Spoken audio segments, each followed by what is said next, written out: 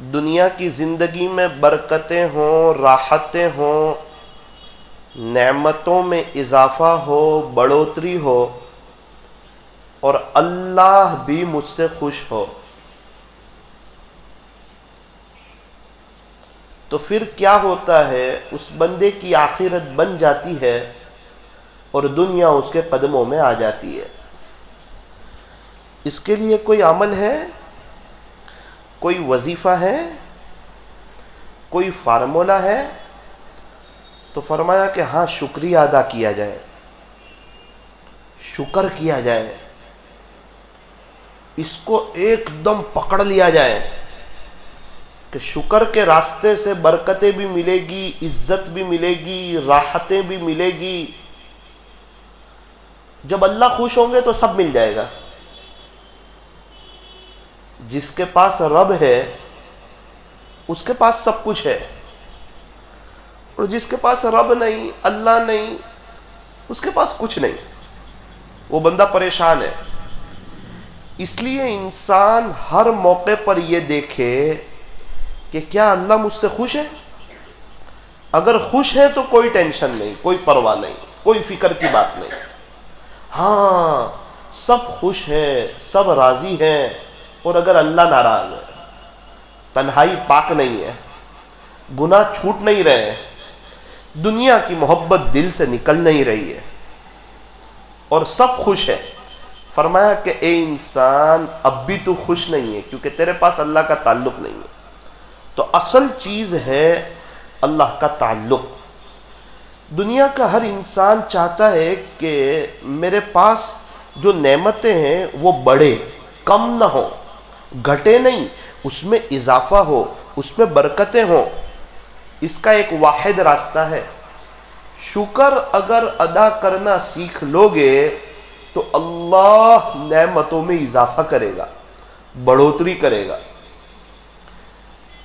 ایک بزرگ فرماتے ہیں کہ میں پیرس سے نیو یارک سفر میں جا رہا تھا، فلائٹ میں بیٹھے ہوئے تھے، جیسے سب کا کھانا آتا ہے، حضرت فرماتے ہیں فلائٹ میں میرا بھی کھانا آیا، تو میں کتاب پڑھ رہا تھا اور اس وقت مجھے کھانے کی کوئی تمنا نہیں تھی۔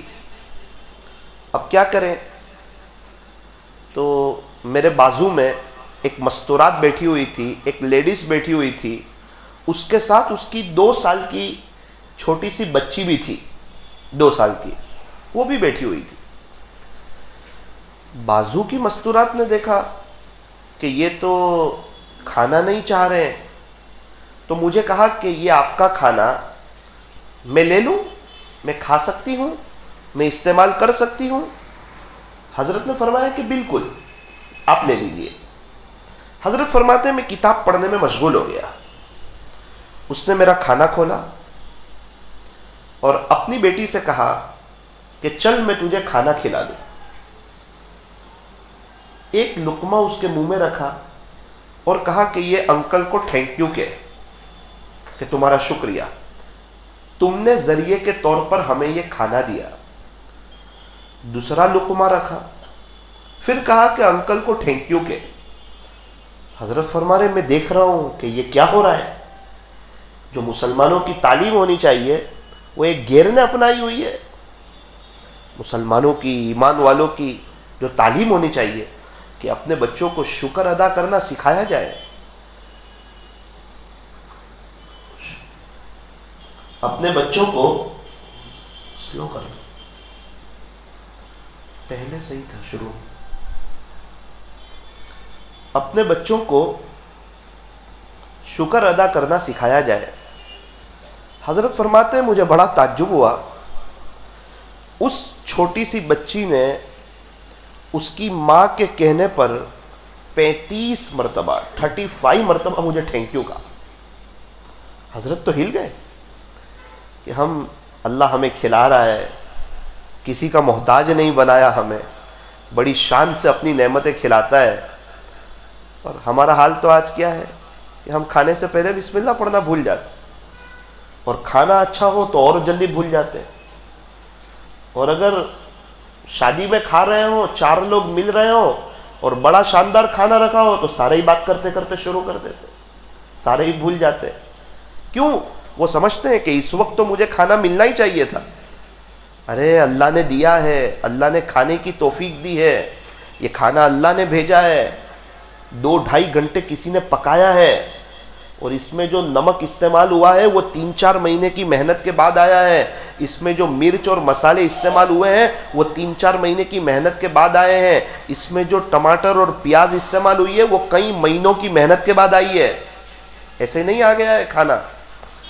4-5 مہینے کا اللہ تعالیٰ کا ایک غیبی نظام حرکت میں آیا, اور لوگوں نے کھیتی کی, مزدوری کی, بیج بوئے, اور بڑی محنت کے بعد 4-5 مہینے کی محنت کا خلاصہ ہمارے سامنے رکھا ہوتا ہے کھانا, اور انسان اس کو بغیر شکر کے کھا لیتا ہے. اس لیے یہ افسوس کی بات. حضرت فرماتے ہیں میرے دل پر بہت لگا کہ اس کی ماں کے کہنے پر ایک 2 سال کی بچی نے مجھے 35 مرتبہ تھینک یو کہا کہ انکل آپ کا شکریہ, انکل آپ کا شکریہ, انکل آپ کا شکریہ. حضرت فرماتے بڑا تعجب ہوا کہ یہ چیز تو ہمارے اندر ہونی چاہیے تھی.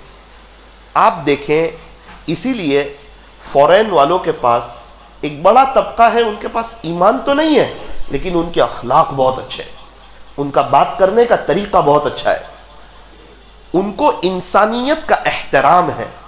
وہ لوگ کسی کو تکلیف نہیں پہنچاتے, کسی کو ستاتے نہیں, راستے پر گندگی نہیں کرتے, ان کو صفائی پسند. بہت سی وہ چیزیں جو اسلام نے پسند کی ہے یہ لوگ اس کو پسند کرتے ہیں, اور ہمارے مسلمان وہ چیزیں چھوڑے ہوئے ہیں. ایک شخص ہمارے نوساری میں کینیڈا سے آئے.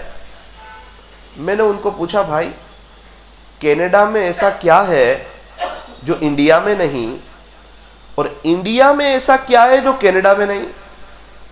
انہوں نے کہا کہ مولانا کینیڈا والوں کے پاس اخلاق ہے جو انڈیا والوں کے پاس نہیں.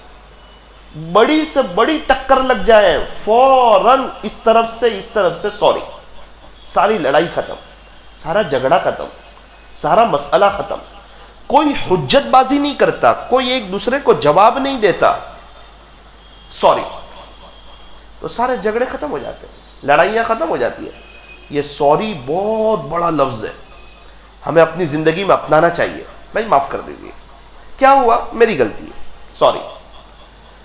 اور یہ تھوڑا عجیب لفظ بھی ہے.